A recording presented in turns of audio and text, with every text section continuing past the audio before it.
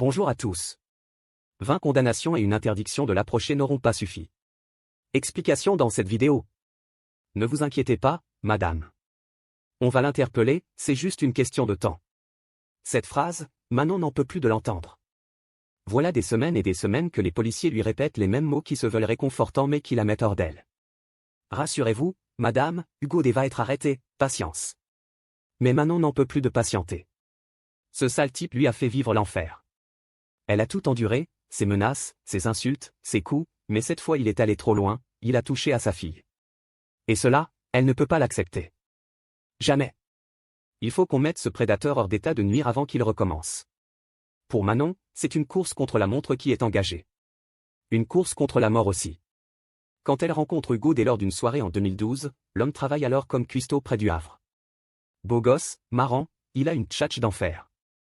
Bien qu'elle n'ose pas entamer de relation avec lui, car il n'est pas célibataire, elle tombe sous son charme. La jeune femme flotte sur un nuage. Mais le réveil sera brutal. Car, sous ses airs charmeurs, Hugo D est un menteur, un manipulateur. Il la rabaisse, la trompe, l'insulte en public. Un petit coq de basse-cour qui fume des pétards, cherche la bagarre avec tout le monde, trempe dans des histoires de chèques volés, de cambriolage. En août 2012, ses exploits lui valent 3 ans de tôle. Manon est sous le choc.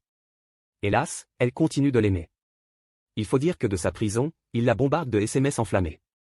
Elle est la femme de sa vie, il a besoin d'elle, il jure qu'il va changer. À sa libération, en décembre 2015, leur relation devient officielle. Dans la foulée, ils s'installent ensemble dans la région de Cabourg. Très vite, Manon tombe enceinte. Mais là, fini les violons. Hugo ne veut pas de cet enfant. Furieux, il la menace avec un couteau, la bouscule pour la faire tomber.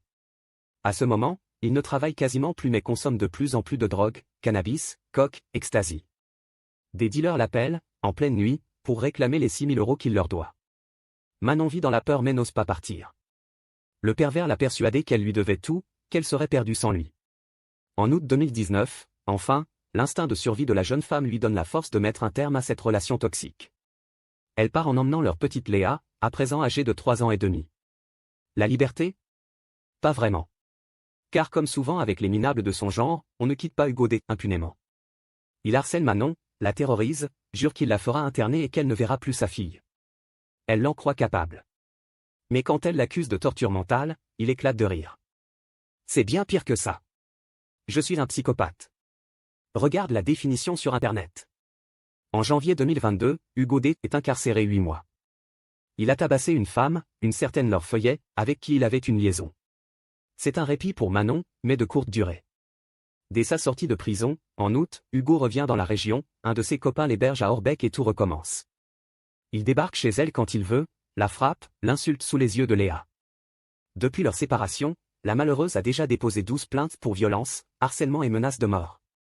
Cela n'empêche pas un juge des enfants de continuer à accorder un droit de garde à Hugo D, un week-end sur 2. Manon, contrainte et forcée, se plie à cette décision, du moins jusqu'au jour de novembre où Léa, de retour de chez son père, lui révèle ce que ce détraqué lui fait subir quand ils sont seuls tous les deux. Avec ses mots d'enfant, la petite décrit les attouchements, les agressions sexuelles dont elle est victime. Horrifiée, sa mère porte plainte au commissariat. Léa est entendue par des policiers de la brigade des mineurs. Un médecin l'examine et confirme le pire, l'hymen de la fillette, elle a maintenant 6 ans, est déchirée.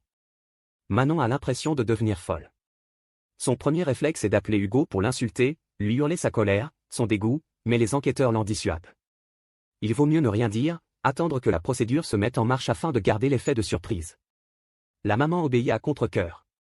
En décembre, on lui explique que le dossier est chez le procureur de la République, ça va bientôt bouger. Mais les jours passent et rien n'avance. Hugo a tenté plusieurs fois de joindre Manon et elle le connaît, elle sait de quoi il est capable quand on ne plie pas devant lui. Elle rappelle le commissariat. Qu'est-ce qu'on attend pour l'arrêter? Il a violé sa fille de 6 ans, ça ne suffit pas? On lui répond que Hugo D aurait déménagé du côté de Deauville. Le dossier a été transféré là-bas. Ne vous inquiétez pas, on va l'interpeller, ce n'est qu'une question de jours. 2023 débute, le mois de janvier s'écoule. Manon est de plus en plus angoissée. Elle ne sait pas où est Hugo. Et s'il surgit chez elle en pleine nuit, drogué, prêt au pire? S'il s'en prend à Léa? La pauvre femme n'ose plus rentrer chez elle. Elle a peur. Au même moment, une autre famille vit dans l'angoisse, leur Feuillet, 28 ans, a disparu depuis le 5 février. Cette jolie bibliothécaire envoie bien à ses parents des SMS qui se veulent rassurants, mais ils sont bourrés de fautes d'orthographe, alors que d'ordinaire elle n'en fait pas. Les pauvres gens n'y voient qu'une explication, terrifiante, ce n'est pas Laure qui leur écrit, c'est quelqu'un d'autre. Le 14 février, ils donnent l'alerte. Policiers et pompiers se rendent dans l'appartement de la jeune femme, rue des Petits Jardins, à Lisieux.